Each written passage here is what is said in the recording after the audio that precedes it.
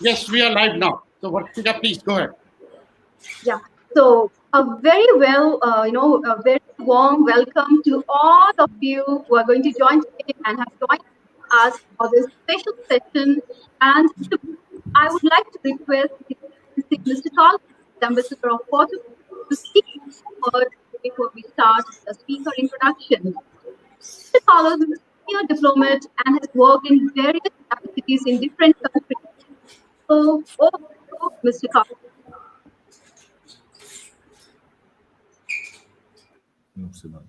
Thank you, Vertica. The sound wasn't very good, your sound. Good afternoon to all of you. It's a great pleasure to the Embassy of Portugal to host this series of talks. India, Portugal, far away, so close. This is the second talk. The one of yesterday, it was extremely interesting and enriching. We have the privilege of having with us legends of Indian and Portuguese contemporary architecture, Professor Doshi and Professor Caesar. And for today's session, we have also two very important Indian and Portuguese architects from different generations. So perhaps they'll have a different perspective of architecture, which will make our session of today a good complement to yesterday's talk. I would like again and again to thank a lot to our curator, my dear friend Rajendra Kumar, who had this fantastic idea of organizing these talks, our co-hosts, Surface Reporter Magazine, and of course the moderators of today, Professor Sehgal, who's an architect, an academic, also an artist, and Nuno Grande, who was already yesterday with us. Thank you so much, Nuno, for your fantastic contribution of yesterday. It was really a privilege because it was a talk between those two legends, but also they were friends, and so it was sometimes it was almost touching the conversation we could witness yesterday. And of course, thank you to our guest of honors of today, Professor Bijoy Jain. I may be able to visit you soon in Mumbai if COVID allow us to do so.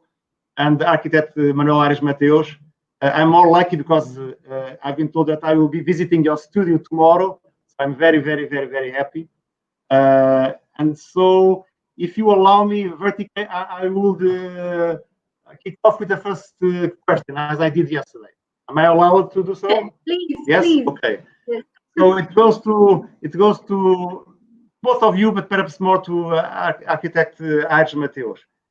And it's the following question: do you think there is something Portuguese in your work? For instance, even when you have a project abroad, let's say the Photography Museum in Lausanne, do you think that this project conveys something Portuguese? We know that you use materials considered traditional Portuguese materials. You use the tiles, the stone, the wood. Also use a lot the white color, and being intentionally or not, do you think that your work is something of Portuguese or is just universal architecture? And I will pose the same question to Professor Bijoy Jain. Is your architecture, your work, has something Indian or is absolutely international and universal architecture? And the second question, yesterday I was referring that we are extremely lucky because in Lisbon, we have two major buildings by contemporary Indian architects. The Ismaili Center by Raj Rival with architect Valsacina, and the Champalimbo Foundation headquarters by Charles Correa. But unfortunately, as far as I know, we have not one single major building by a contemporary Portuguese architect in India. And I would ask Manuel Aries Mateus how he would envisage that possibility. If by chance he was invited to have a project in India, how would he embrace this possibility? What would be the challenges he will face, the compensations, and the same to architect Bijoy Jain? if you were invited to do a project in Portugal, how would you react? Thank you so much. I give you the floor, and once again, thank you to all of you. Thanks. I don't know, Bijoy, do you want to start? Your mic. Bijoy, you need to switch on your mic. Yeah. Okay. Do you want to start?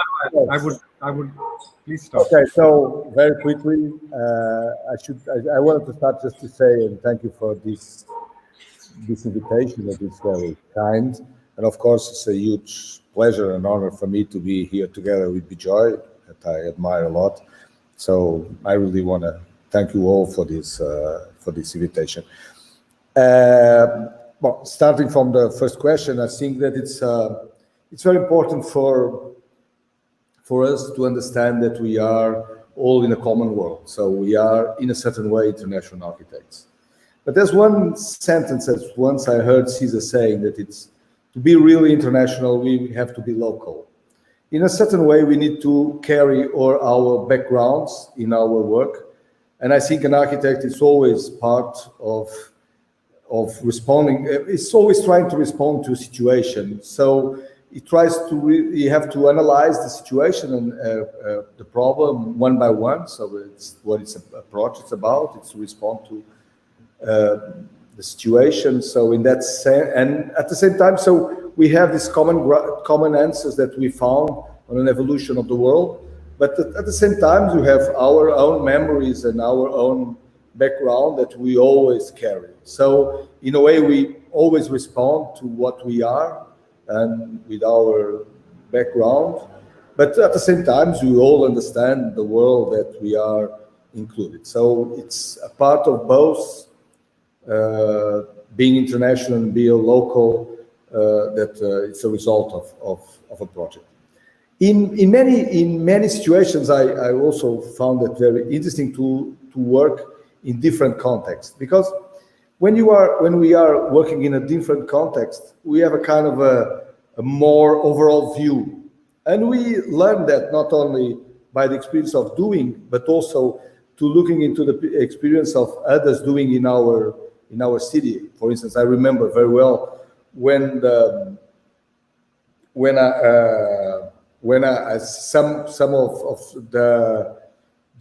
some architects working in Lisbon, we understand that they could have a vision of the city, and they give an answer that it's not based on the small details that we know about legislation or about rules that we all understand. They could have a kind of a major overall view, and they can have a much more sometimes interesting experience. And we, in a way, we do the same when we work abroad, because we don't know all the rules, we don't know all the small things, and we react thinking more about in a vision about the city.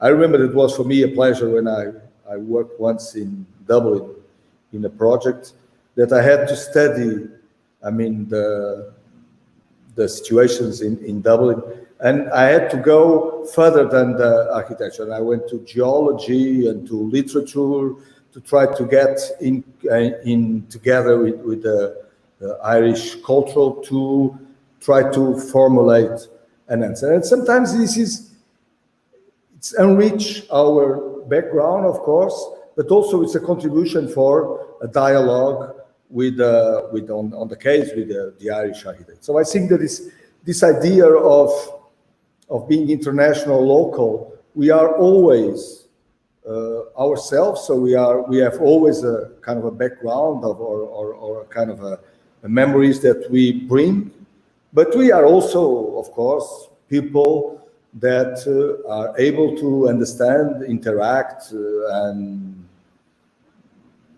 and be open to other contexts. So it's always a part of everything that makes us. But I think that it's always important to work with our experience. So when, let's say, we have a wonderful common ground that it's being human. So, I mean, and this being human what is essential it's universal if we understand what it means on the base. So I think this is important. But the other questions are, of course, I would be delighted to work in India. If I had, I mean, let's say the chance, it's a very, it's a wonderful world for that. If I had the chance to be invited, I'll be delighted to do it, to work there, of course.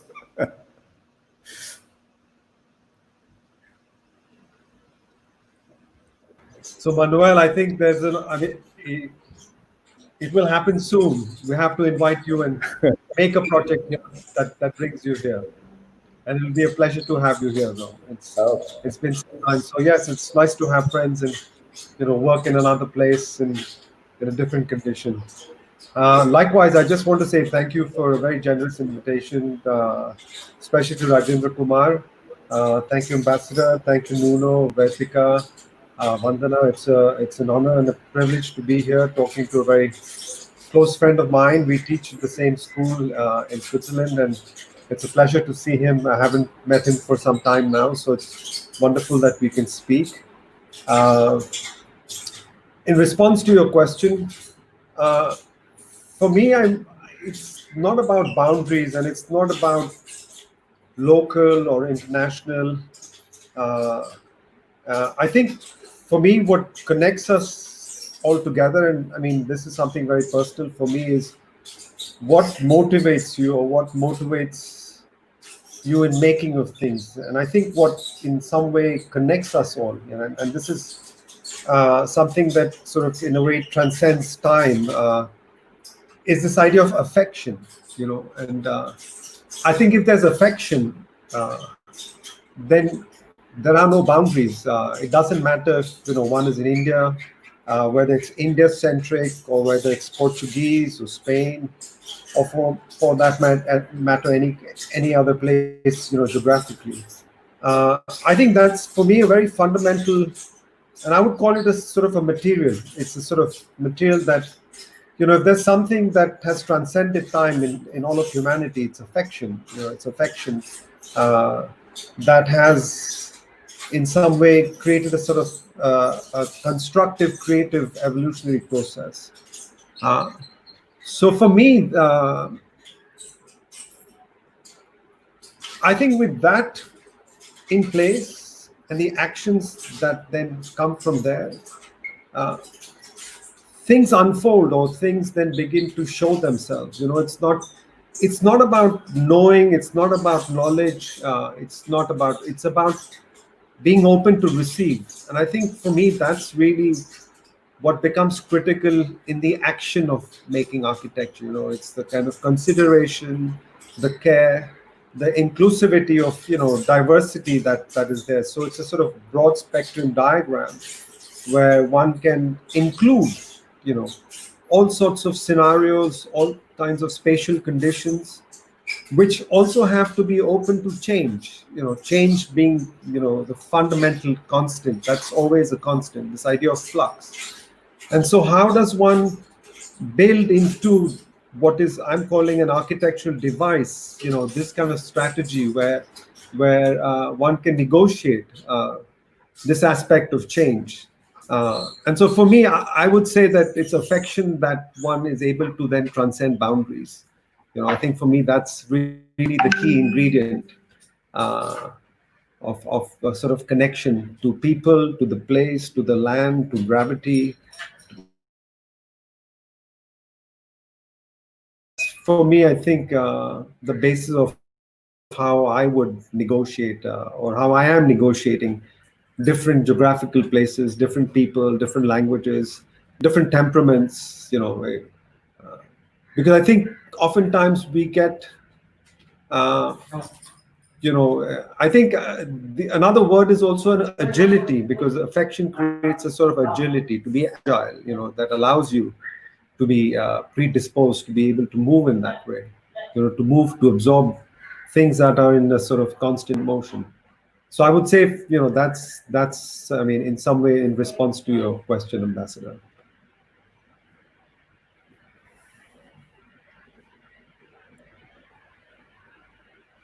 I cannot hear you. Yeah. I believe it was a very interesting beginning. I'll request Vartika if we can proceed for the introduction part. Vartika, can you hear me? Yes, I can hear you. Absolutely. Okay, Yes, let so us move ahead from here. And I would like to say a few words about Mr. Rajendra, and I would request him to please give the introduction of Architect Manuel. So, Rajendra is a president in New Delhi.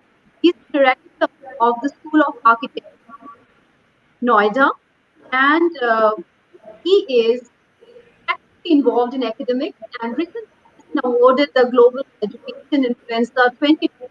So, Architect Rajendra, I would request you to kindly, read out the architect manual.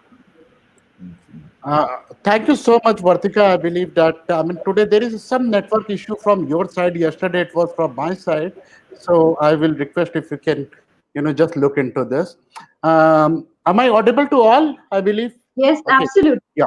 Okay. So before I introduce Manuel and other speaker, I would like to just say a few words about this idea of e-talk. We were discussing with Nuno and Excellency about having this talk, and this is a very interesting at the time when we all are locked down, and the all are connected.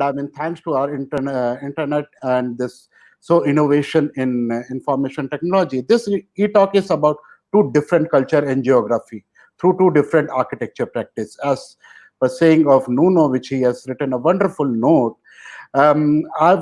Yesterday we had such a wonderful session. We had live audiences from 34 countries.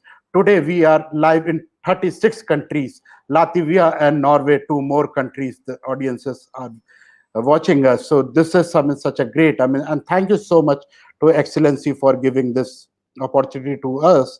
To introduce Manuel Mateus is a very renowned Portuguese architect based in Lisbon. His studio is led by architect Manuel Mateus and Francisco Mateus. Today we have Manuel Mateus with us. Manuel was born in 1963. He studied in Technical University of Lisbon.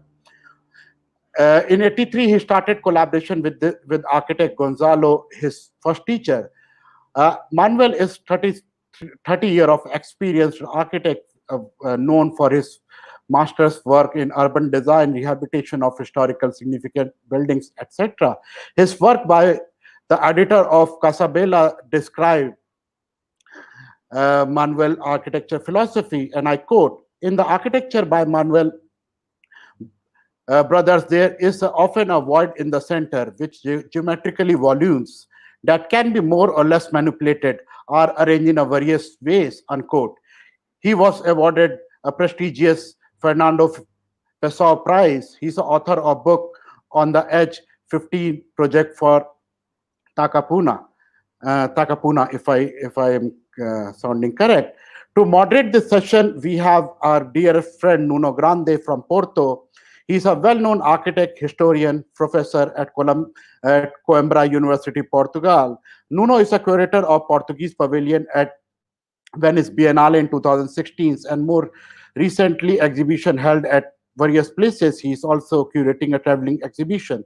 And before I request my friend Vartika to introduce the other speaker, I would like to acknowledge the presence of His Excellency Ambassador of Brazil, Mr. Andre Arana Correa de Lago. He also joined us yesterday also. Thank you so much, sir, for joining us today also. Ambassador Brazil is a senior diplomat and a renowned architect's critic. He's a jury member of Pritzker Prize, and he was also the jury member when our legend, Mr. V.V. Doshi, got Pritzker in 2018. Thank you so much, His Excellency Brazil Ambassador, for being with us yesterday and today also. Before I proceed, I would like to just say a thank you or introduction note for Vartika. Vartika is a dear friend. She's one of the top architect and design journalists in India. She is also the founder of Asia's largest platform for women design called Wade Asia. Vartika is an award-winning entrepreneur, speaker, and also a holder of Asia Book of Record. She has been doing a great work for architects fraternity and also for the environment. We have recent curation about this Wade Asia water, which was, I was also there, me and my wife. I was not invited because it was only for women, so my wife was there. So we had such a great time, and that was also kept in Limca Book of Record. And I would just request Vertica to take further proceeding, please. Thank you so much, Architect Rajendra. Without a further delay, I would like to introduce Architect Bijoy Jain.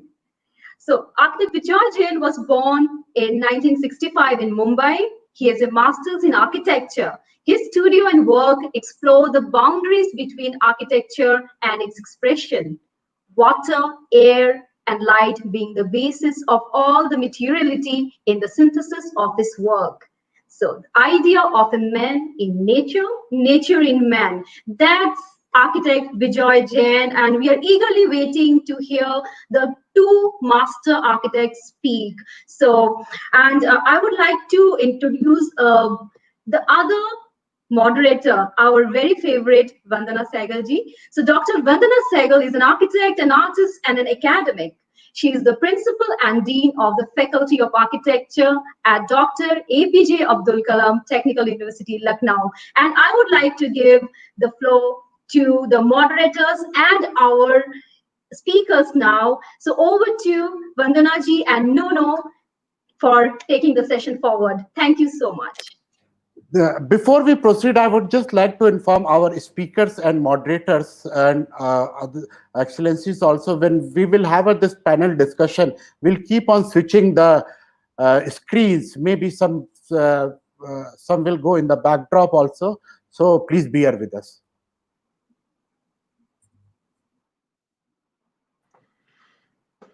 Okay, shall I start? Yes, Nuno. Vandana. Excuse me. I think it should be you, but you gave me the floor yesterday. We agreed on that. So I want to thank everyone for this invitation. Yes, Vandana, would you like to say something? No. No, you continue, please. Okay, thank you. So it's a pleasure to be with two architects that I really admire and respect. I met Bijoy in 2015. I think you were in Porto. Manuel, it's a long-time friend, so it's a pleasure to be here and listen to you and to provoke you also, which is our job here, in a way. So, but our first questions go back to your formation, your training as an architect. Yesterday we had Doshi and we had Cesar. They were very humble in a way, talking about their masters and how they received from their masters some of their main training. And you were both trained in a totally different world. When you start learning, mostly practicing architecture, we had already a globalized world. So I think your references were multiple, but I would like you to speak about that. Who were your references at the time? But what benefit did you take from this globalized world? Because in a way, when you started, we already had a lot of networking going on, Glamour Publishing, Star Architecture, and Pritzker Prizes debate about how important architects could become. And so we didn't have this kind of master-disciple logic that we heard yesterday.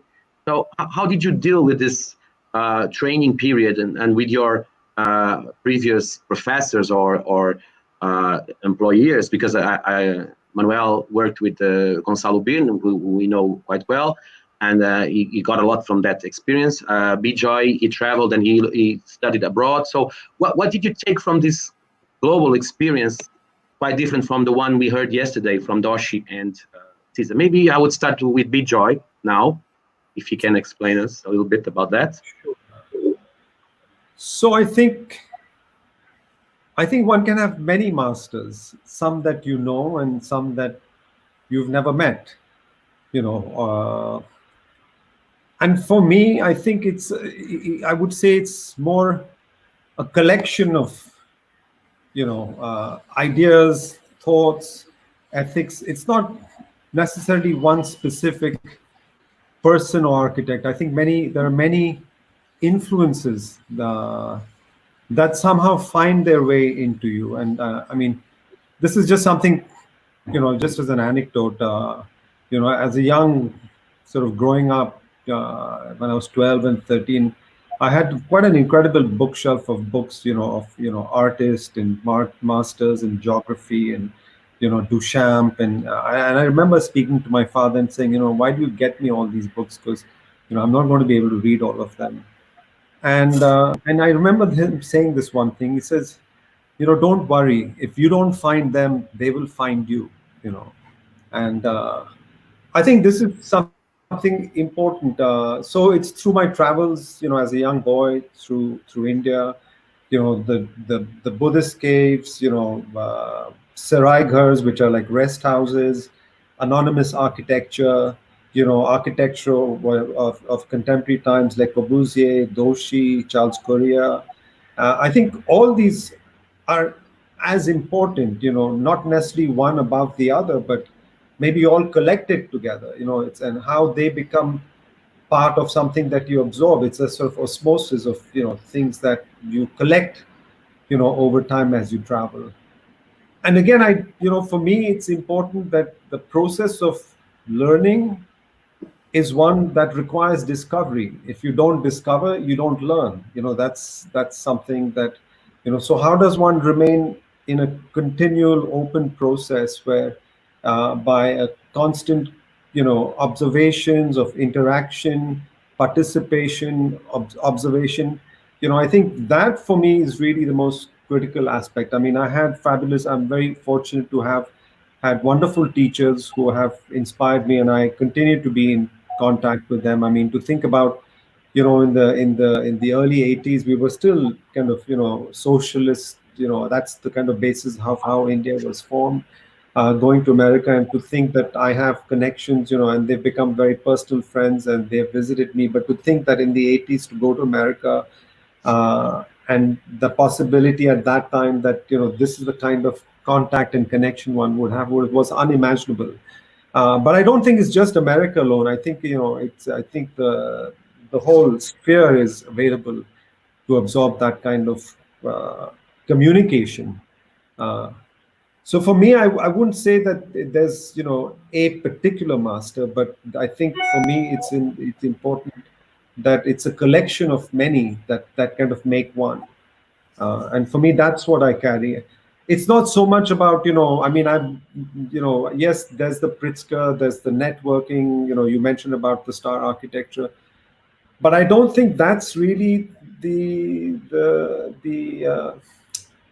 how do I say, the interest or the occupation in one's mind. It's just this sort of, for me, more importantly, it's just this continual practice, and through practice, there's a process of discovery, and through the process of discovery, there's learning. And I think for me, that's really the only thing that matters. I mean, all of this will come and go, things will change, and other things will take its place.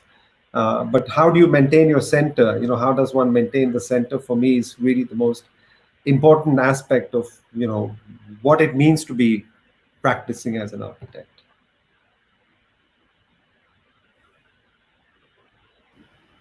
Okay. Oh, I have a problem with my background. Let's say I'm too local. I was born here, study here, working here. It's too local. But in fact, I absolutely agree with Bijoy when Bijoy was saying that we have our masters. It's not necessary that the people that we met. And I like to think about this conversation that we have with other architects. I know one of the architects that I prefer, it's Borromini. Of course, I never met Borromini, but I mean, if I say that what the other architect is Caesar, he's an architect that lives in my country that I know, but I don't talk with him about architecture. So I met him several times, but I mean, we have been in social events. But I mean, I talk with Caesar, reading what he writes in his work, visiting what he's doing. It's exactly what I do with Borromini. So this idea of knowing an architect is knowing his work. It's not knowing him in person. Of course, you get richer, or it's another experience, or it's a parallel experience if you know somebody. But it's not the central discussion that we have with other architects. And of course, we have here this master that it's Caesar, that in a way we rewrite our architecture. So we rewrite our past and is writing our future. So in a way, it's crucial and have been our big master, let's say.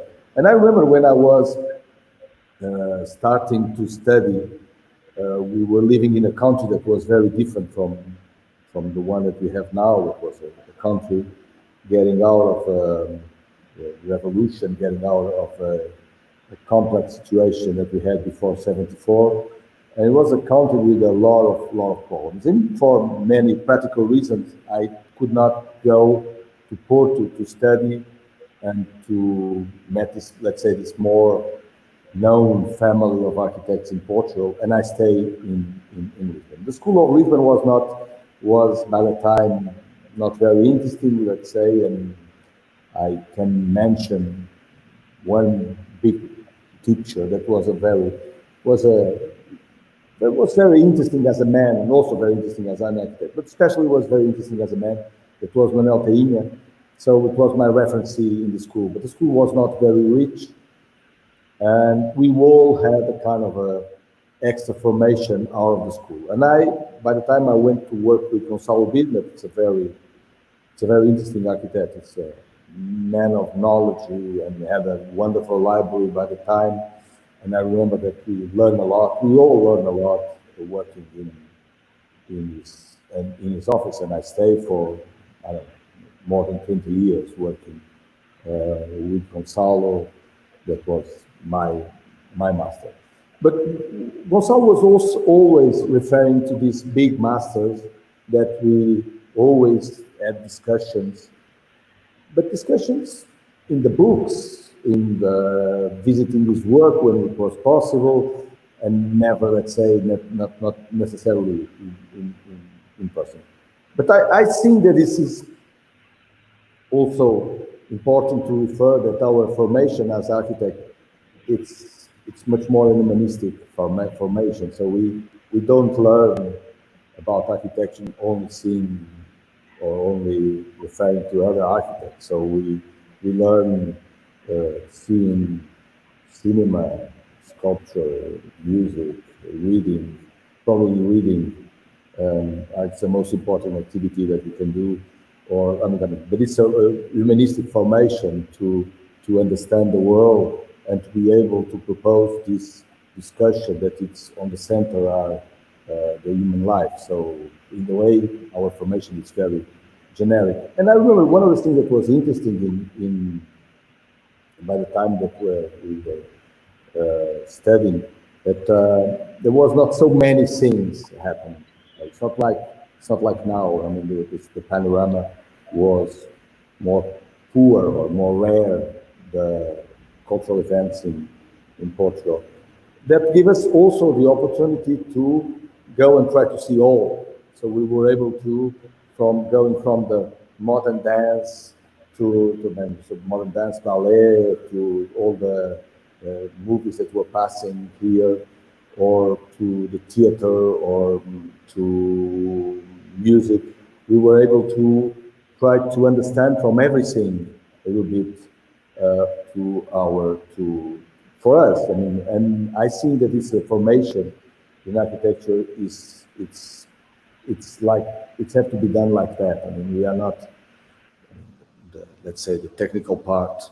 It's very easy, and the most complex part is to understand what it means, because we work with very simple things and very simple things, and we work also with things that everybody knows. So when we say that we work designing windows, doors, floors, ceilings, are things that everybody knows what they are, and they are very, very simple. And it's very complicated to explain that what we do, it's not to design these things, it's to give a meaning to these things, it's to give a feeling and a relation to these simple elements that we have to work with. And to understand these elements, it's not a technical thing. It's not to know what a door is. It's not to know that there are thousands of different doors. It's to understand the sense of the door for each situation. It's to understand the meaning of a door in a cultural way, but also in a physical way.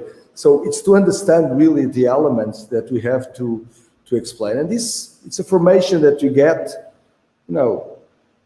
I can even say that from so many parts that it's complex to try to distinguish and say, I learn on that moment, or I learn on that moment, or I learn from here. Sometimes you learn from living and try to understand the complexity of life. And with all these elements together, then you try to make synthesis to transform, let's say, the most, or not the most, but I mean, one of the elementary things that it's to design a house into something that have a meaning, that is something that establish a relation with you, establish a dialogue with you, and it is our job. But our formation, it's, I think that we should rewrite and rethink about our formation when we get really old, because now it's too soon to think about our formation.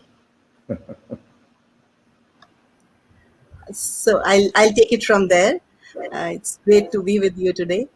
So you became such well-known architects, I think, mainly through lecturing and publishing about your smaller projects, which are so powerful in their own way.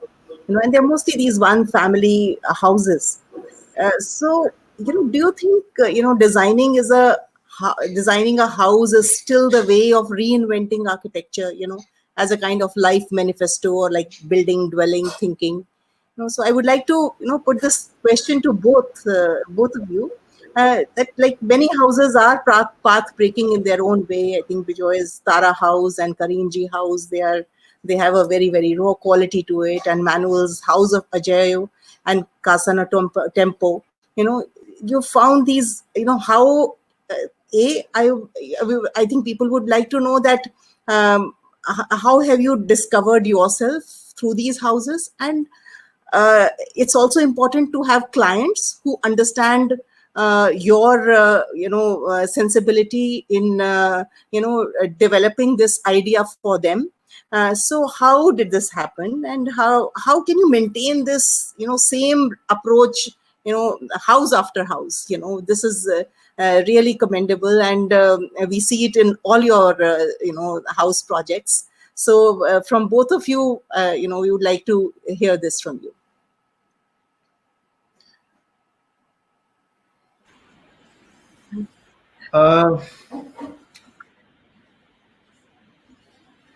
To be honest with you, the house for me is merely an incidence. It's just a container. It's I think what's important is what it contains within it. I think becomes for me actually more the sort of basis of grounding the project. And I know you brought up Tara House, and I for example, time is a very important aspect. In terms of how do you make that an inclusive part of this work. And for me, somewhere I'm sort of preoccupied with this idea of an ebb and a flow. This idea of a construction and then something dismantling and then something rising up again, and this sort of back and forth sequence, including its occupants, because maybe one is making it for someone right now, but that might not be the possible future of the inhabitants of that space in time to come. So how do you then include a space for a civilization, I would say, that has not been born yet, in that sense? And I think that for me is really the preoccupation. How does one embed a certain kind of space? And I want to say language. So you brought up Tara House, and for me, really the part that is most important, the most critical part that somehow holds it all together is this sort of artesian well that is sort of located somewhat kind of quasi sort of belly button center. And for me, the house is something that will come and go. It will fall, parts of it will be replaced in time. And what is there that's something that remains, as a way, like this idea of palimpsest, like building upon layer. And so really, I mean, that's really the only preoccupation is this idea of a palimpsest that can occur, on a spatial condition. It happens to be a space of inhabitation, which you're calling house. The materiality, of course, will change, will differ, time, economy, location, people that are there to make it, but I think, I mean, more as I continue to work, this idea of a kind of idea of a non-house, something that, in a way that the while it is present, it's not present. It's what is present is the volume of air and light, and I'm calling water in a way as the idea of atmosphere that in some way. So when we often refer to this idea of making something invisible, or I think it's this idea about being discrete. Things are included. Your foot on a stair, the touch of your hand on a handle. That if one has included all the possibilities of intimacy, I think for me that's the idea of a house. It's house. The house exists in here. Home exists in here. And to somehow express it in this sort of physicality, this idea of this intimacy of every action or every anticipated possible action that may occur, and for me that's really the only preoccupation. For me, less and less, I'm more and more this idea of something. It's, in a sense, it's banal. It's got a door, it's got a window, it's got a stair, it's got a roof. But I want to share something quite interesting and just sort of this thought occurred to me. I had to move from my old studio, which was out in the countryside, and I had to move in a very short period of time, like 18, 19 years worth of work spread over a sort of large area, had to all be collected, 20 plus dogs, 2 turtles, manpower, all of that. And I had to relocate not that far away, but to a piece of land that I'm actually loaning from a friend of mine, and it happens to be next to an Aboriginal village. They're called Adivasis here in India. They're forest dwellers, and it was interesting because I've seen them make houses for themselves in weeks, like in no time, and they make it out of bramble that's collected from the forest, tied as and I call it an architecture that is made from the sound of your breath, from the sound of breathing. And so, yeah, within 2 weeks, we had this place up. They were my neighbors, and we were able to put this thing up within 2 weeks and have a sort of roof, that I could inhabit. But the floor was kind of rendered in packed stone, mud. The walls were bramble that were covered with mud and cow dung, and likewise the ceiling. And I'm just sharing this. I don't know why I'm sharing this with you, but anyway, what's important was that, and every night that I slept, every day that I woke up in the morning, I experienced the feeling of having slept under the night sky every single time. And for me, it was a sort of phenomena that I came upon, or, and maybe, just this idea of, taking something opaque as the ground, which is, compressed, gravity that has acted upon for millennia, and just then opening that up, as a sort of spatial condition and inserting yourself in that space. So fundamentally, as a notion, you're always under the sky, and that was my experience of it. So my endeavor, is to move towards that phenomena that while you're contained and in an enclosure, you are completely open and exposed, but not one out of fear, but one out of being centered, And for me, that was really a very special moment. It happened only, I would say, like 5 years ago, when this phenomena occurred to me. So for me, that's the idea of, what I'm calling home.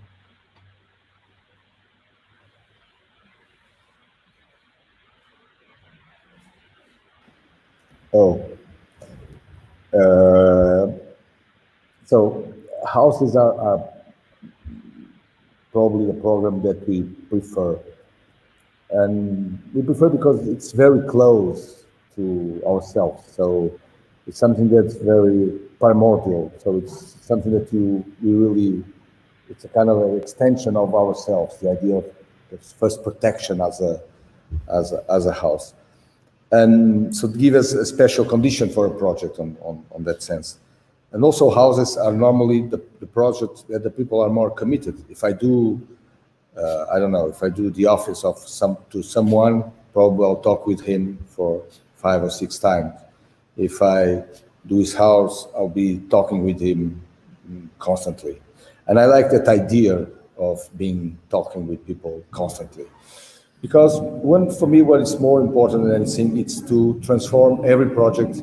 It's a unique condition, in a unique problem. And when you have the people involved, it's what transforms the projects more in a unique situation. And it's dialogue normally enrich a lot your process. And I also think that what we build, it's a support for life. So it's what we have to provide. It's something that it's to somebody, but it's only be completed when there are going to be life on it. That's why it's also important. It's a little bit like Bijoy was saying, that we have to think, we have to provide structures that could be for a situation, but they also have to resist to other situations. And what we provide, it's not only an answer to a situation, it's something that allows people to have a certain freedom on it. It means that we can change, and the project, the spaces have an evolution. So we provide spaces to life to happen. And this is a question of also that is for me very connected to the essential idea of architecture, that we work for a kind of a timeless, or we like to call it eternity on that sense. It's that on the sense that we provide supporters for things to happen. And we are not responding to a concrete situation. Even in a house and on these dialogues with the clients, we have a possibility to have a dialogue to a situation that is to generate a certain intimacy with somebody else, and to generate this kind of reflection about meanings of life in the end.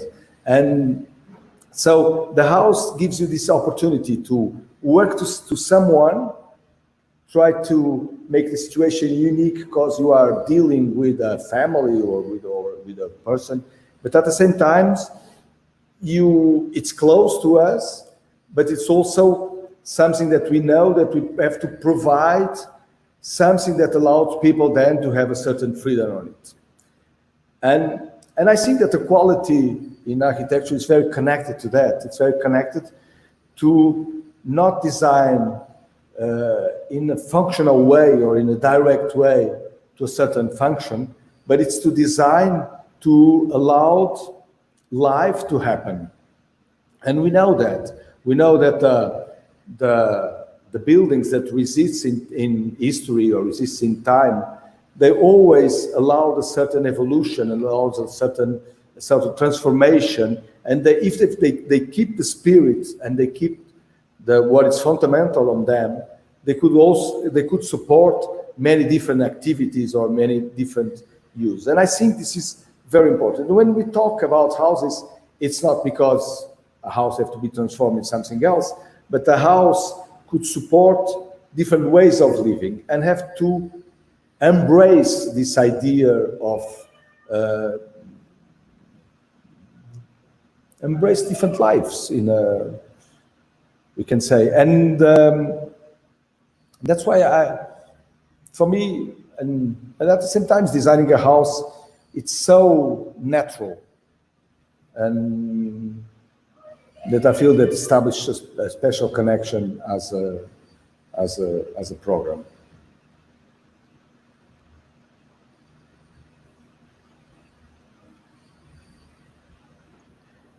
So these houses you have designed, they give a new sense to the idea of small is beautiful, something that has been discussed for a long time in architecture. Sometimes they look like paradise objects, I would say, in the middle of a rural or an urban landscape, like a little temple or a cocoon or a small palace. And by the way, Manuel is talking to us from his small palace that has for a studio now. And but this idea of smallness and beautifulness may avoid other aspects of life.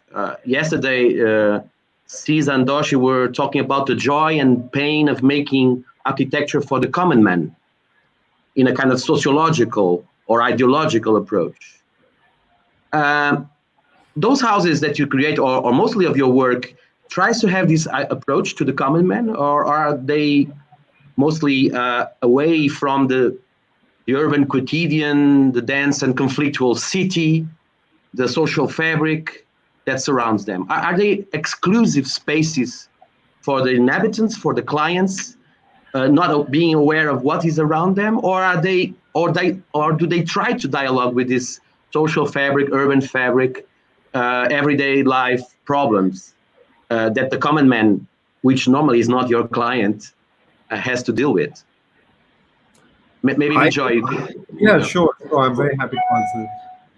I think it's a bit unfair to say that our clients are not common. I mean, on what basis do you have that predisposed assumption, in the place? And I don't think, I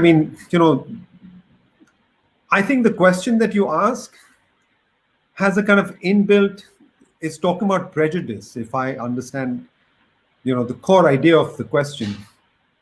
I don't think architecture or this idea of making space is about exclusivity in any way, about rich or poor or common or single. And like I said in my earlier answer, that one doesn't know who's going to be the next occupant or how many are going to be there. It could be a house for one person today, and tomorrow it could be a space for an entire school. How does one build into that space the possibility? Then that's what I was talking about, diversity and inclusivity of this kind of possibility. One never knows how, there are so many places, during the war in Europe, the houses have turned into hospitals. They were exclusive houses for extremely wealthy people. So, and they were very easily transformed into places for care, for human care. So, the question for me is, I feel is a bit misplaced. It comes with a certain kind of prejudice, and why not? I mean, what's wrong with beautiful? Why not? I mean, this, it's like, to be beautiful is like, it's a curse. I mean, that's the kind of way that you pose the question, and then you refer to it as a temple. Yeah, I mean, which human being is not a temple? Is not, we're all innately temples. We're all sentient, and I think if a space is able to collect that, I think that's what matters. I think that's the endeavor, is to create a space that has longevity, that has time, that has inclusivity, that has diversity, that absorbs the environment, that absorbs possibilities, And I think that's the only thing that really matters. This becomes a sort of very short-sighted view, I personally feel. That's my view of it. Because again, at the end of the day, like I said, it's about affection. It's not about rich and poor here. Yeah, but for example, social housing, which was a program more common in the 60s and 70s when Cesar and Doshi had to work for this impoverished populations. It's not a very common program for contemporary architect. We don't have the chance that they had to be in these revolutionary times when. How would you deal with this hypothesis of having a social housing compound to work with? Exactly in the same way. I mean, exactly in the same rigor, in the same way. I mean, it has nothing to do with about numbers or size. It's the discipline at the end. The core is at the center of all of that is affection, care, consideration. That's all that really matters. That's the design. That for me is the design. How do you cultivate that design? How do you reinforce that? So I think it's just a matter of time and opportunity that will enable that. It's not that,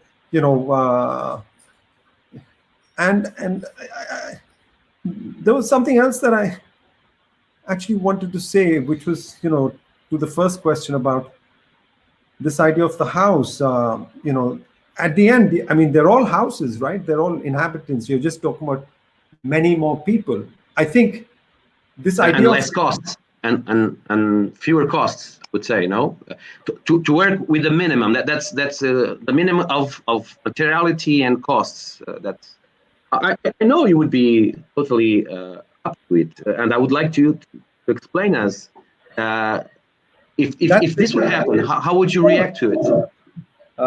Openly, with open arms is the best way I could say. You know, the more have you searched for this? Have you searched for this opportunity? Both of you, have you searched for the opportunity of making big compounds for social housing in competitions or in other kind of commissions?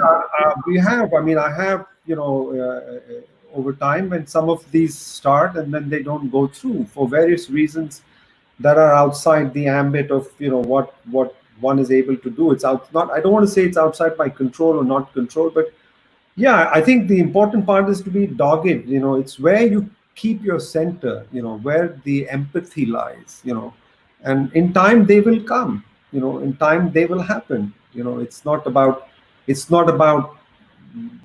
going towards them. It's about what you maintain within you, that they come to you. You know, and when you talk about costs, I mean, I think that awareness of cost. I think there's a misnomer when you see the occupant or how the house is built or what enables the house or the dimension of the house in the case that you asked the question, where that idea is misplaced. Because for me, there's a house that I built and I've done it with the intention that it could very easily be a school for little children one day.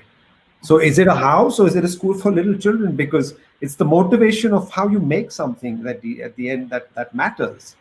And so what I'm saying is that's already been embedded into the project. It's already been coded into the project. That's just one single myopic view of seeing it as a house, but I see it as a school. The place here I inhabit, it can be a gallery, it can be a school, it can be an office, it can be a residence. I mean, it's about developing a typology that enables possibilities at the end of the day. And why would you want to straitjacket yourself into this sort of very tight frame? Tomorrow, the place that I inhabit could very easily be social housing. It allows for that possibility. And at the end, spaces nudge you to occupy them in a particular way. I think that's what's important. And so this is all just practice. It's just practice, practice, practice, and practice. For me, that's all that matters is, an opportunity to enter into that practice. Be it a house for a rich man or a president, or be it a house for an Aboriginal forest dweller. For me, they're the same. There's no difference in them in any way at all. And as far as the cost is concerned, what's available, what's required, what's essential is embedded into the work.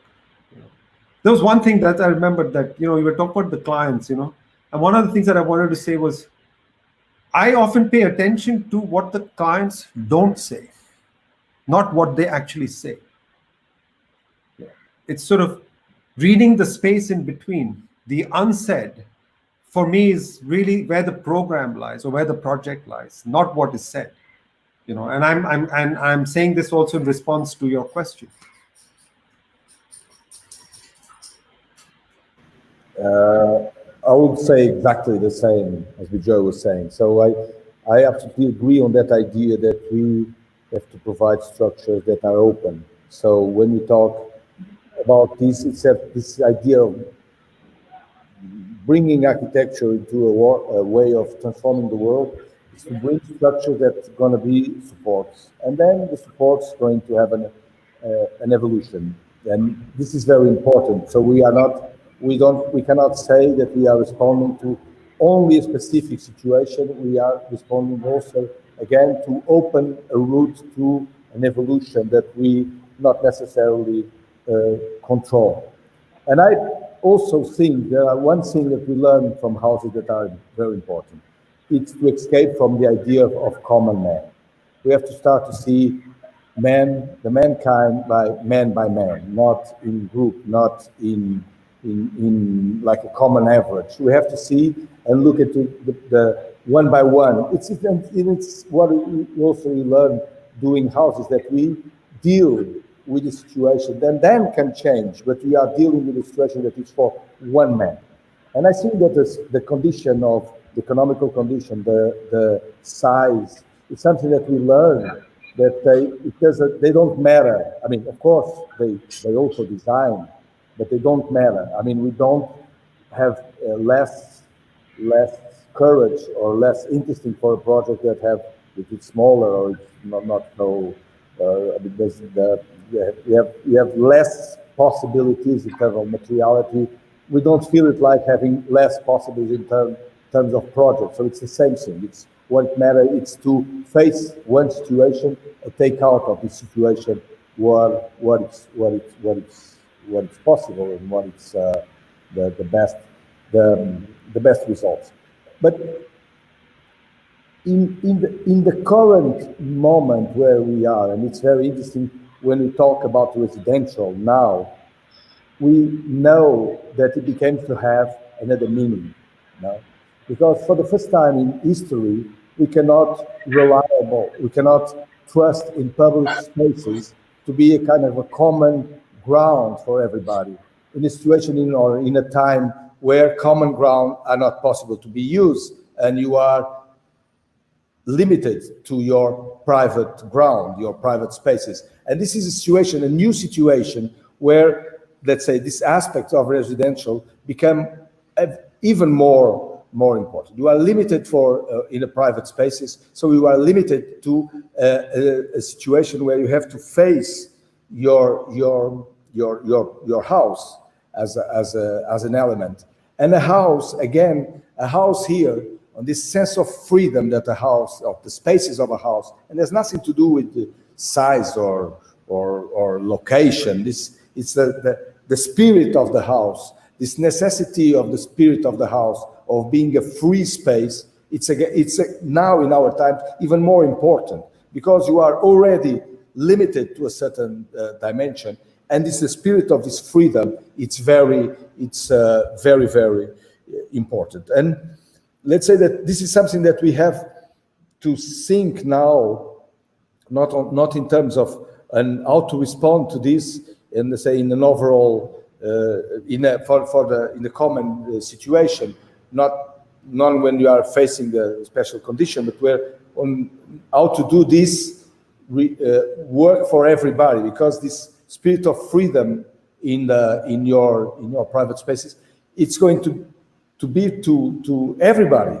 on our times. And I feel that this spirit, when I think that we are here talking about this idea of being a support, of being something that helps your life to develop, and it's the way that we should design, it's the same spirit of provide a certain freedom on what we are designing. And in times like the ones that we are living like for the first time in our history, I mean, or at least in the recent history, it becomes more crucial, and it's something that we have to think about it. But this is, for me, it's exactly the same thing. It's about the quality in terms of architecture. This architecture that provides this capacity of being adapted, of being open to the use. And of course, this is connected to the idea of beauty, or let's say, beauty in architecture. It's exactly this. It's not beauty in architecture. It's not an image.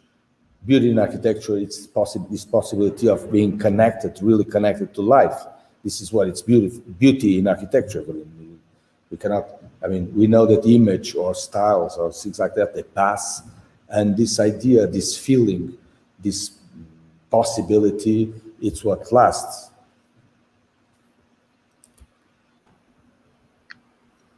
Up to you, Vandana. I want to sort of add to that, to the question. And this is what I want to say, Nuno, it's not about what you build. It's about how you build and where you build from. I think that's what matters. And somewhere it's about a space that can have resilience. There's a sort of sense of resilience. And I want to use the word resilience, that gives it a sense of longevity. At the end, it's merely a small little seed. It's just a seed. It's not It's the beginning of something, and like I said, it will grow, it will fall, it will grow again, it will be built again. And that's part of the journey of, uh, what spaces have the potential to do, big, small, many, one, two, and I mean, and so I think that really is at the core of what we do. And it's independent of today, yesterday, or the time to come. Yeah, I think you used the right word when you said palimpsest. I think it's exactly. It's like looking at the architecture as you look at the city as a superposition of different layers of history and use. And I agree. We should look at both of them, architecture and the city, as a palimpsest. Yes. That is a given. And so that idea of resilience in being agile and elastic, to be able to absorb, to receive, and to do that. Sorry to interrupt you, Vandana, please. No issues. So when we see your practices, I think both of you have very sensitive practices, but they differ in terms of form and materiality when we look at it. Like, for example, Studio Mumbai, it's more interested in experimenting with traditional or vernacular materials like wood, brick, bamboo, to build a form, maybe. I don't know buildings, maybe from inside to outside. We see this transition happening. There's it's centrality to it. And Bijoy, you talk of architecture being the essence of space. And so do you think that a space can mean differently to different people? Or can an architect really create meaning through his work? And can that meaning be understood by others? So because, as we say that architecture is a moment in time, that it's a process, it's an ongoing process, according to you. So do you believe that this meaning of space might also change in time, which I think you've answered partially before also. But my preoccupation is always with this perception that an architect wants to create some kind of meaning in his space, and is that understood by others? That is my main thing from you. Number one, I think, yeah, it must. I mean, that's how stories are told. It's about stories, and so if you take anything to do with space, at the end, we're informed by our senses. That's how we measure or understand space. And then we have one that is of an intuitive quality, which is there, and I'm just saying this to you and possibly everyone. You've been walking down the same street for years, 10 years, 15 years, and then something in your mind's eye occupies you. And that very moment, that very street that you've been walking upon, day after day, you discover an opening, a window or a door, but in a completely different way, that you had never experienced in the years that you walked by it. So I think what's important is this idea of latent potential, something that lies latent in the ground. It kind of reminds me of this phenomena that happens in the Okavango Basin, and I'm going to kind of deviate to something about the phenomena of nature and geography, where it was a documentary that I saw on, I think, National Geographic some time ago, but it sort of captured these Nile, crocodiles that came from the Nile Valley. This is like way into the, and so most of the year it's basically desert. It's just desert and there's nothing. And then for a brief moment, there's the river floods, and it floods this floodplain. And then there are birds and plants arise, and things happen, and then these crocodiles come out, and they sort of did a research where they discovered that they were, for the rest of the year, sort of embedded deep into the ground. And I'm saying, for me, I'm interested in that deep space, that idea of depth of field, this idea of something that's a seed waiting for an opportunity to make contact, because it requires something else. It requires two to make space. One cannot make space. No space exists. It requires two for a spatial condition to exist.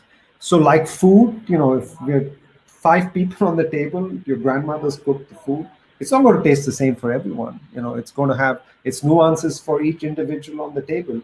Likewise, so is the wonderful part about architecture. That's the potential it has. And so I think absolutely, if anything, the only interest is change, and more change. That's the only interest, because in change, there's discovery, there's learning, there's evolution, there's movement, there's up, there's an ebb, there's a flow, there's gravity. And that's why, what is the potential of what we do. So I would say that, yeah, for me, that's my sole interest. It's just that. It's to plant the seed. That's it. Architect And Manuel? Sorry. Yeah. Go ahead.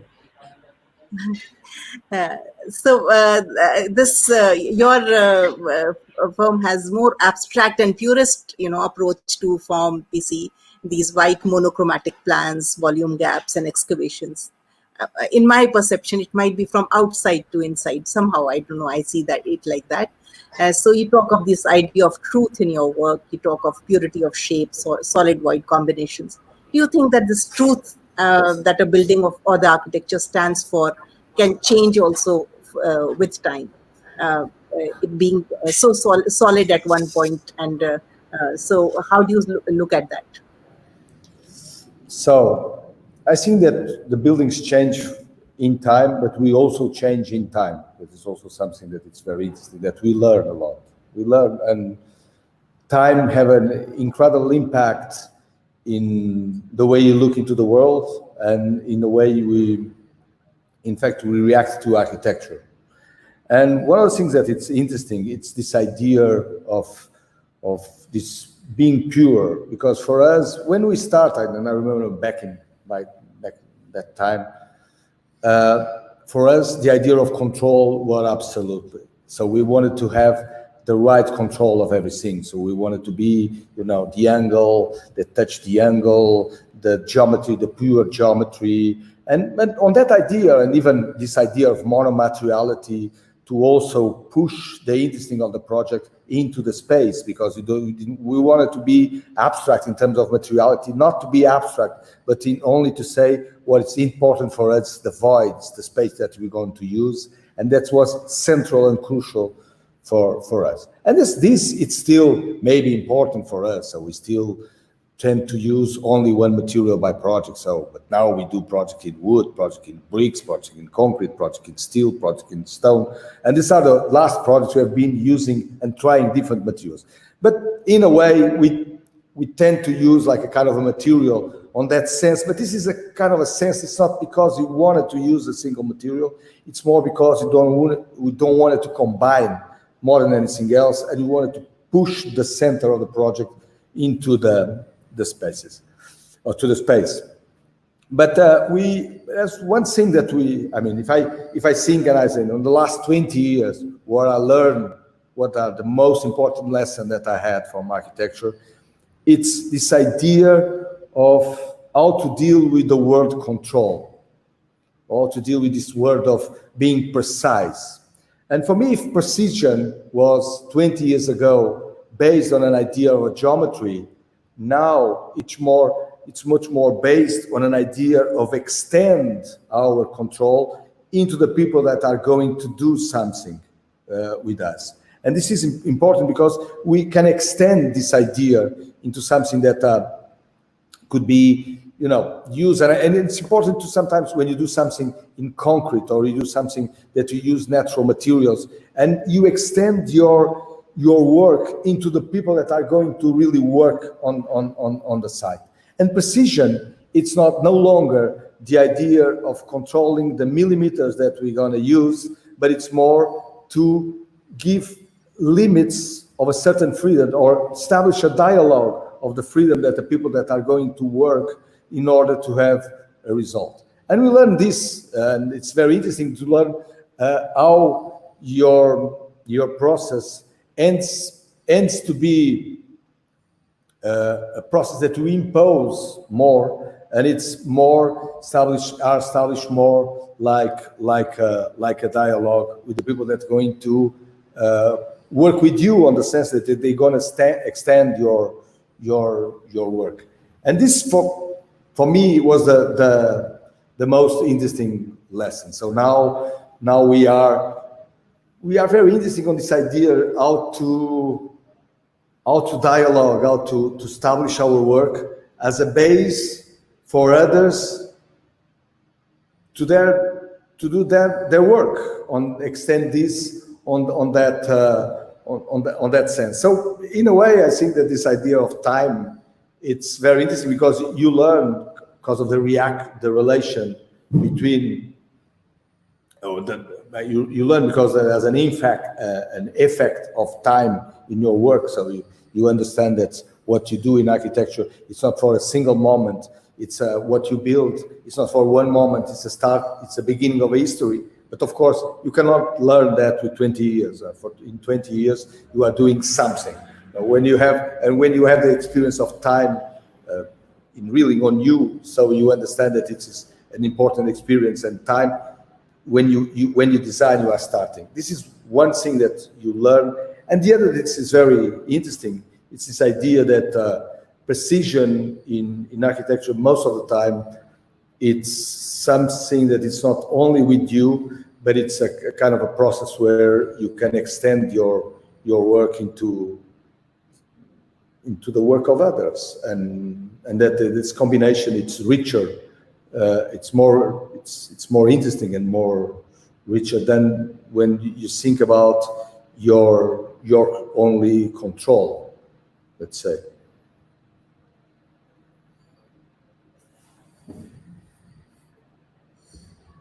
I can.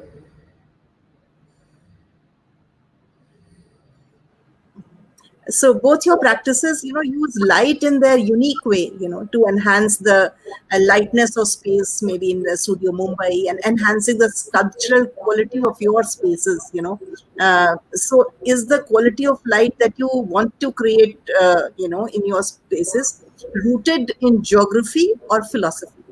I mean, is it a local way of using, and because of a certain climate, you use it in a particular way? Or is it, mainly just a philosophical way of looking at, or maybe an aesthetical way of looking at light, or taking the light inside or outside? Well, I think that it's the result of a building. It's not only one physical fact. It's a physical fact in one hand. So that everything that's contributed into this reality, this physical reality, but it's also a cultural envelope that also interact with the architecture. So when we look into a building, we look into a building through a reality that we see there, that we can touch, the feeling, everything, the light, or whatever, everything that combines this atmosphere, that it's important, and it's a result in terms of architecture. But it's also we look into this through a cultural attitude. So it's our memories that are there, our capacity to recognize some parts of the building are also there, and this is a very important part. So you never face a reality only through something that it's there physically, but you never also face a reality through this idea of only a cultural idea. And it's the combination of both that generates the answer. And if you really understand this combination, and you really understand that it's in one hand and one limit, the reality, the physical reality, in the other one, a cultural reality, that's the combination and the possibility of using both together and controlling and manipulating both together, where you could achieve a real interesting result in terms of architecture, because you are interfering people that have a background, you are interfering with people that have a knowledge, and at the same, so you have to react to their, let's say, physical necessities, but also you have to respond to their cultural demands, and this combination amplified the capacity or the possibilities of an architecture to be read or understood in a way. So, in your work, we see a little localized tradition in many of your houses. It has a it has a touch of the, the little bit of, the tradition I can see in it. So, do you think at any given point you would be a little more inclined to use maybe the local craft or something like in Bijoy Studio does that? They are more entrenched into the local craft and all that. So, do you think you see at some point maybe maybe incorporating the vernacular also in your work? Little bit I see in one or two houses of yours. You've used beautiful the facade in combination with those volumes. It's amazing, But maybe in a future, do you see somewhere? Well, let's say one our most important cultural, let's say our most important cultural rule, it's being this sort of basic architecture. So this is what we call architecture Shan. So Shan means that it's a really basic on a certain sense. And so this is probably the most interesting rule that we follow. And of course, we respond a lot to very, let's say, conditions that are normal conditions, the climate and things that we have to respond here. But to be honest, the idea of the craft, it's like this new idea. So I'm more and more interested in this idea of craft. It's not because I'm thinking about changing this idea of being, let's say, very basic on every sense that I want to be. So I want to respond to with the minimum. This is a tradition that has been always a tradition in the Portuguese architecture, to try to understand what is the minimum effort to have an answer to a certain problem. It's a rule that have been in our history since ever.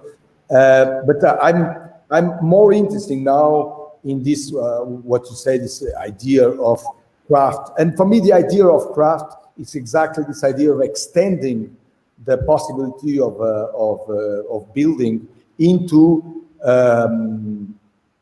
something that it's the really the work of the others, the work of others. And you understand that they make your project become richer.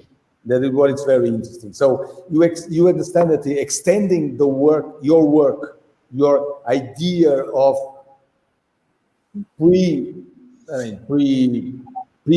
preview or a preconception that you have. If you think that they could extend with a certain degree of freedom into the people that are going to work, and if you count with them are part of your work, your project becomes richer. And I'm very interested on that. And I think that is something that on the last projects that we are doing, we are trying to also to incorporate these levels where this is part of the project. So this is also part of the project. And I think that is something, but that was what I was saying, that it's part of something that you have to learn. So you have to learn how to do it. You have to learn how to incorporate these other knowledges in your project. Because I think the obsession of control, it's important in terms of architecture, but with age, we understand that control, it's not only geometry. It's something much more profound than geometry. And this is a lesson that I think that I learned, personally I learned with age, that I understand the control not as a geometry, but as something much more profound. And I also understand that the combination of our work with the work of others, it's richer than only our work. But you have to have, age, you have to have it. It's not this is. Yeah, if I can come back to the discussion, I think at the beginning your works, Manuel, they were a little bit distant from what we call tectonics, almost as if the materiality of the building was not really important. What was important was this abstract game between existing and added forms. I remember most of your houses were like inhabited voids or inhabited ruins or inhabited walls. And the program, well, that is my view. The program was not really the big issue. It was the program was a pretext for a formal and timeless exploitation of forms. But now, well, when I look to your house in Malich, for example, or the house that you have near the dam and in Alqueva, we go back to the Roman houses, you know, the patio houses, or the domes that you see in Villa Adriana's, for example, domes. So in a way, are you becoming an archaic architect by the end of, well, after so many years? Do you think, are you having a kind of historicist approach to your projects? Less avant-garde approaches, but more looking at this tradition, to this plain architecture or this ancient architecture that you were referring to? You know, that I think that on the process of evolution, and in our evolution, we try, I think, we try to give up of what is not essential. And one of the things that we know, that we live exactly like the Romans or the Egyptians. So there are things that we change a lot in our lives. But let's say the houses, of course we could live in a Roman house. It will be a perfect house for our south of Portugal, let's say, because it's the place that I know better. No, I can imagine a Roman house there as a perfect typology and still the same. So when we talk about evolution, we have to be conscious that in terms of architecture, we still live the same way. We still use the same chairs. We still sleep in the same position. So there's no evolution. There's no another world. We stay in the same world. And if you say, and we accept that it's this idea of architecture as something, an art of the permanence, or it's permanent, it's the feel of architecture, we accept that it's no longer. I mean, the Romans are our companions, or the Greeks, or the modernists. It doesn't matter. I mean, what is interesting, it doesn't matter. Or you can go to other geographies and say in India, it's the same thing exactly, because there's not a big difference. I mean, we are talking about the same habits. Then, of course, there are specific conditions, and we have different climates or different, but it's on the base, it's always the same thing. And I think that our evolution is to get rid of what is our detailings and get into a certain basic condition to be able to face it and to be able to then have this capacity of designing things that could have an evolution that could answer to then other evolutions. Because, you know, but what is important, what is interesting in architecture is also something that you learn, that we still are the same. I mean, it's not because we have a computer that we sleep in another way. I mean, this is interesting, and you have to think about it, because you are always talking about how the world is changing, and we never talk about how the world is permanent, how our reactions are, or our habits are permanent, and our basic necessities are still the same. And architecture is a support for these basic necessities. So deals with this, it's a different relation with time. It's not the same relation that technology or other habits have. So we have a relation that it's anchored on a time, that it moves in a very slow way. So I think that I would love to think about that. I would say that I'm not answering. I'll say that my answer to you, Nuno, is that I will hope to be like that. I will hope to be archaic in the future. Well, I don't know if Bijoy is coming back. I have to say we had both problems with our computers. We didn't get upset about our discussion. It was just our computers that were upset. But I don't know if he's coming back. We had a last question to both of you. Maybe I can start by you, Manuel. No, Bijoy is coming back. He's coming back? Bijoy is trying to join back. There's some issue with his device. Okay. So maybe I will make our last question to to Manuel, and then if Bijoy comes back, we'll address him also to him. Well, you are both teaching in Switzerland at the Mendrisio School, at the Mendrisio Academy School, and as the title says, where in Mendrisio, students normally follow the master's methodologies and aesthetics. Well, they get inscribed every 6 months in different teachers. But you think that this kind of relation master student or office classroom that we experience in Mendrisio prepares the students to face their real own world, or they become a little bit as disciples of one master, even for 6 months? Because when I go to Mendrisio, normally I get amazed about the way students seem to be working at their teacher's office. Should a school be an office, or should it be something else? What do you think about that, Manuel? It's a difficult answer, I think. I mean, teaching architecture, it's very difficult in a way, because it's difficult to teach things that are so basic that it's complex to talk about it. It's like teaching philosophy. It's very easy to teach history of philosophy, like it's very easy to teach history of architecture. But teach philosophy or teach architecture, it's very complex. It's very, very complex. And I understand that it's, you teach, what can you teach? You teach a passion. You teach a necessity of research. You teach a curiosity. And you teach an attitude of trying. Then you have different students. And I think that it's not so important. I mean, some students follow you, some students provoke you, some students, I don't know, do other things.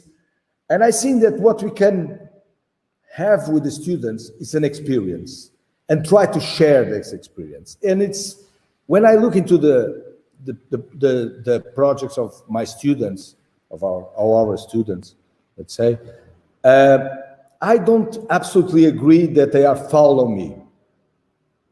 I agree that we are trying together to build something. And for me, it's exactly the same attitude that I have in the office. I don't feel that I'm having ideas and the people here are trying to develop my ideas. It would be absolutely ridiculous. We work in problems and we try to have answers for that problems. And we work together to achieve a result. And with the students, it's the same. We work together. And it's, one of the things it's interesting. I mean, and when you have with the best students, you achieve really a dialogue with, I mean, not all the students are able to do a dialogue, so they try to learn a way of doing. So well, maybe they tend to be more, you're working like you or trying to be following you in the way you normally do. But I mean, but the good students or regular students or the students, they tend to, to start a dialogue, to be able to do a common answer to a problem. And I think that it's what you can teach to the students. So you cannot, I mean, because this is not about teaching very practical things. One of the things that I normally say to my students that as an architect, they know not so much about a door because they don't know how to really detail a door. They don't know how to calculate the price of a door. They don't have experience building doors. But as human beings, they already have opened and passed through thousands of doors. So they know everything about a door. And what is important on that case is that they have to use their own knowledge as persons and not use their own knowledge as young architects. Because they have to be trained of understand that it's a way of facing architecture, that they should, even when they have experience, they have to forget this way of looking into architecture through the eyes of an architect. They have to look into architecture through an eyes of a human being. It's what we do. And this is because, when we talk about architecture, we talk about very things that we all know. And what is important, it's to understand that our work, it's to manipulate technology in order to give a meaning to every single detail. And this is about your memories, it's about your experience, and it's not a technical fact. So, and this is what we try to teach to a student. And they have, and this is from the part of the teacher. From the part of the student, that it's even more interesting. They never know what they are going to learn. And they never know when they are really going to learn what is important. But when they will learn, sometimes you just have to wait for them to learn in one day, to discover in one day, because they have to discover. And everything is about this possibility of discover new things. My feeling is that an architect became an architect one day in his life when he discovered this possibility of integrate himself on the process. But it's something that you could do as a student, as a young professional, as an older professional. This depends on each one of us. I don't know if Bijoy is listening to us now. Yeah, Bijoy is, I was speaking that he was listening us. He came also and he just went off. Bijoy, can you hear us? He got some problem. His PC was without battery. Then he connected with again with mobile. I believe Vertica, you can start question answer, and we can. Yes, sure. Bijoy is trying to join from his mobile and Bijoy, can you hear us? Yeah, I can. Oh, finally. Thank you. So you can have the question what you asked by Manuel. Bijoy can comment, and after that we can take live question. Okay, the question be repeated for him, please? Yes. We were talking about teaching architecture because you both teach in Mendrisio, which is an academical school in the good sense, which means it's an academy where the teacher and the importance of the teacher and his practice is what the school wants to import somehow into the classroom. But do you think that a classroom should be a place equal to an office, to a studio, or do you think that the discovery of the student should be through himself and through his own experiences?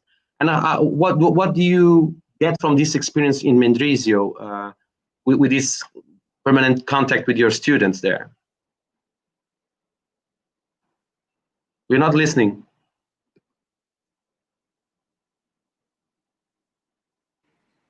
Can you hear me? Yes. Now, yes. Yeah. So we have a practice here in our country, and I know this is true of Japan and also parts of Europe. This idea of, and by no means do I call myself a master, at best, but it's a place of exchange. So we have something called Guru Shiksha Parampara, which is like teacher, disciple, and that mutual work that takes place. It would often happen in the house of the teacher, like this. I know the same in Japan, where they have, you join a laboratory like in the universities, and then once you choose your teacher, then you're with that teacher for 3 years. For me, I think it's both. It's a learning that is mutually shared. There's a moment where the idea of a university or school is sharing what one has experienced. For me, what's particular, since you bring up Mendrisio, for me, what's interesting about Mendrisio is that there's a diversity, and so there's a diversity of different ways of approaching architecture with a different ideology, with a different attitude. I think it's not limited to just one's own studio. The fact that you're exposed to this diversity and the fact that you can engage in these different spaces, by just being in that university. And I know many universities which have the same kind of environment. I think that's what's more important. It's that nuanced exchange, at sharing a cup of coffee, at break, in the reviews, in the critiques, that sort of, that interaction that occurs. So, and in a way, it's kind of like an apprenticeship. So yes, at the end, of course, it is dependent upon the student to be able to absorb. But I must be very honest with you, I still believe that I'm still a student of architecture. I'm still learning.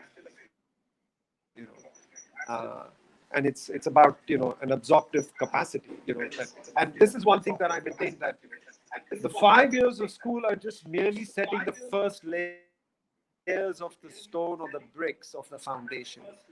There's still many layers to be, uncovered, to be then put upon. So I think it's a continuous process of learning. That's just the beginning of how one can engage in the practice of architecture. And it's more creating an environment for that is really is important. So, for me, that's really the core idea of, being at school, or being in a studio, or being in an office.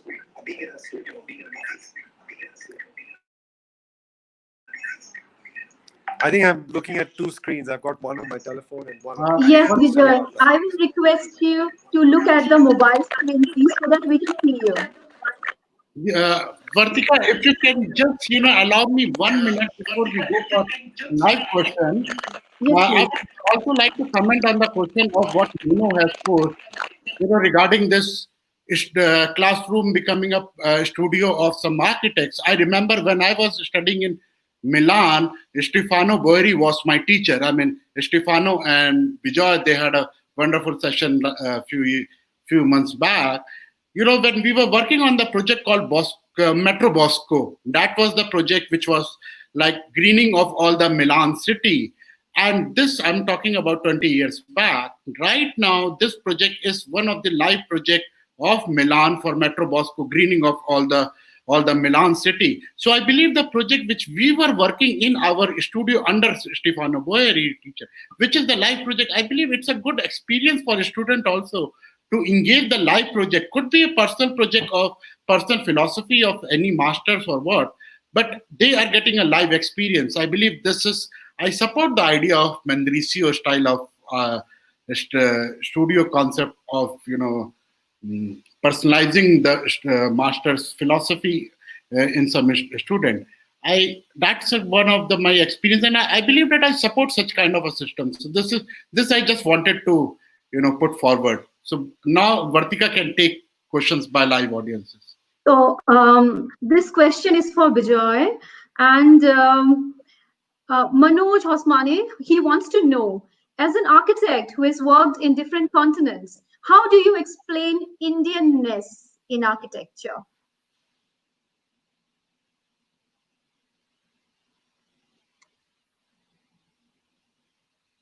Like that, I'm not in pursuit of that. Can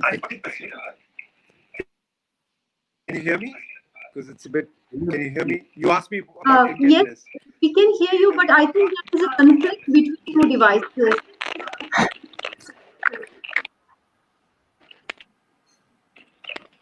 You can use only the mobile, and that would be fine. I'm going to try and do this slowly. So, Yeah. So by the time I would like to, put the other question to Manuel. The question is about your message to the young architects. What is your message to the young architects who are starting in this kind of time during or after the pandemic? Something that you learn is that you have to have a certain resistance. So it's not you don't have quick answers. You don't have quick response to your practice. So you have to resist. You have to stay aware that you have to resist in time. So you have to be patient. You have to make an effort. But more than anything else, you have to be patient. You have to be resilient in your work and continue, because it's an activity that needs time to have something back, let's say. So resilience, resistance are the words to a young architect. But this is a wonderful profession. So This is something that we have to say. This is not only a profession; it's a way of looking into the world. It means that when you are an architect, everything is part of your experience. So you enrich yourself every day, every moment. So, and it's a wonderful experience. So I just have to say, come on, let's do it. Okay, wonderful, wonderful. So, Bijoy, if you are ready, and okay with your wonderful, wonderful. So, Bijoy, you're ready, and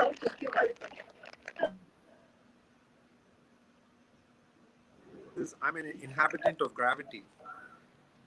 You know, for me, that's the most important thing. It's not about Indian. It's not about Indian. Defines society of Indianness. Gravity, affection, empathy. I think these are the things that are core to us, and that's what sets it down. This is what I mentioned right at the beginning when I spoke about, the site of traversing spaces that are boundaryless, traversing depth of field.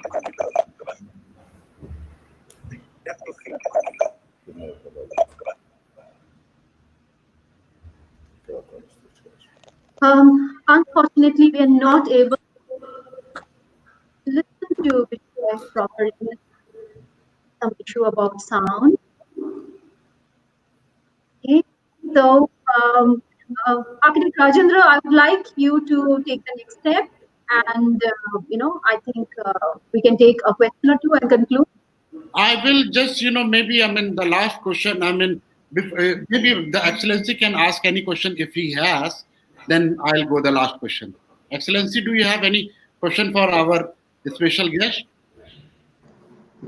Just final remark, if I may. And yes.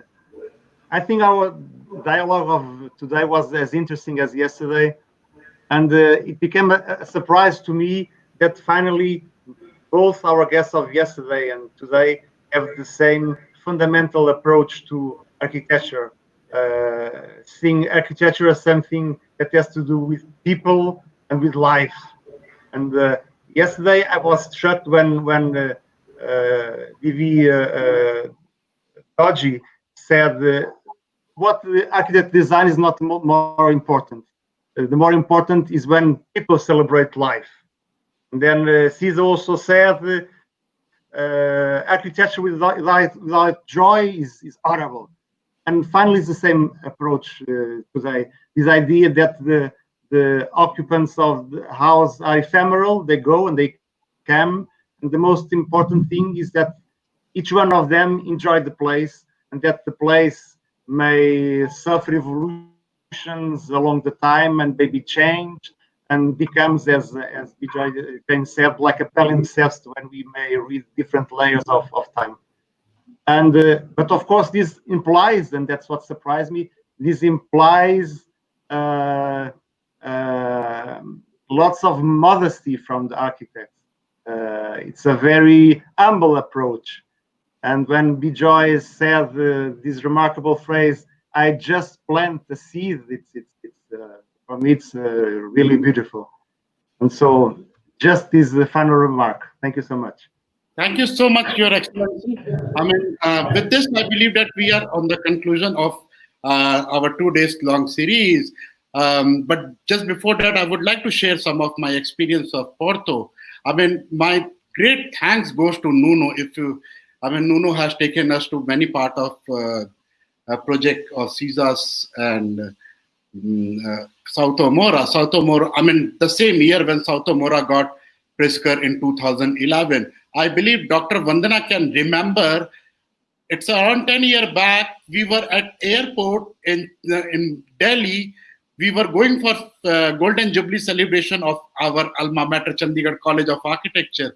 That time we met, I was with South Mora and you were with some of your friends, and we went in the same flight. Dr. Vandana, I believe that you remember that incident. It was in 2011.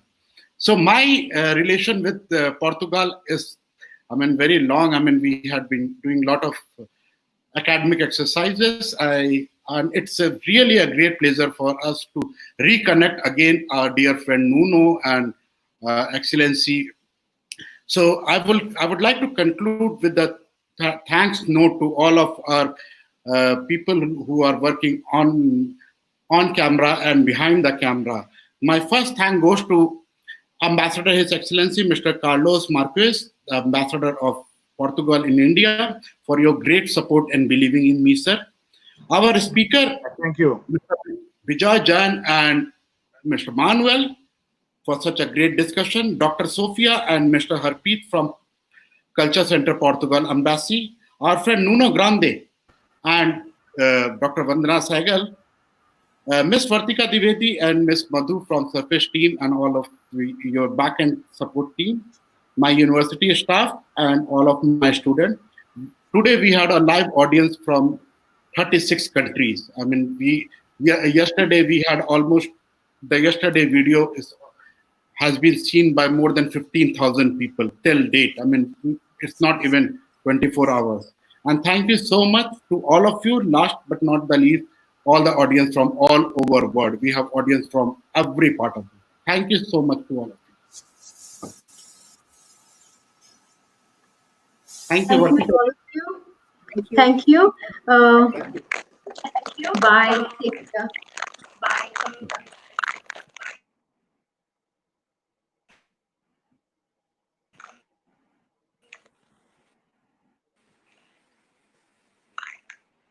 Miss listening to Bijoy.